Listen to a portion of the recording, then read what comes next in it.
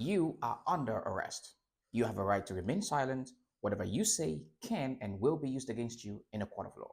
You have a right to an attorney. If you cannot afford one will be provided for you. Have you ever watched a crime movie where you heard that line?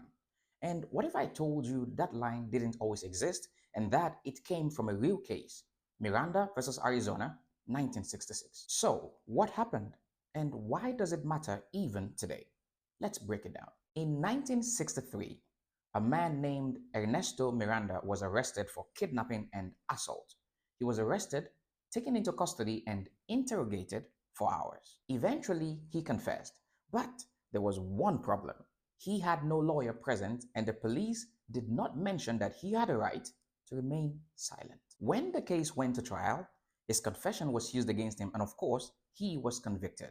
But Mr. Miranda's lawyer argued that his confession was obtained unfairly because he didn't know his rights. The case went all the way to the US Supreme Court, and in 1966, the court ruled that a confession cannot be used in court if the suspect was not informed of their rights before interrogation. Now, you must know that although Miranda rights only apply in the US, there are other legal protections for the right to remain silent in other jurisdictions. So, what's the lesson here for you?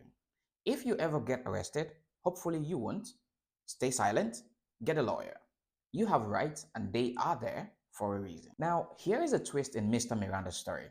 After the ruling by the Supreme Court, Mr. Miranda was retried without his confession and he was convicted. He later died in a bar fight, and ironically, his suspected killer was read his Miranda rights. What do you think? Share your thoughts in the comments below, and as always, don't forget to like, share, subscribe, and follow, and I'll see you in the next one.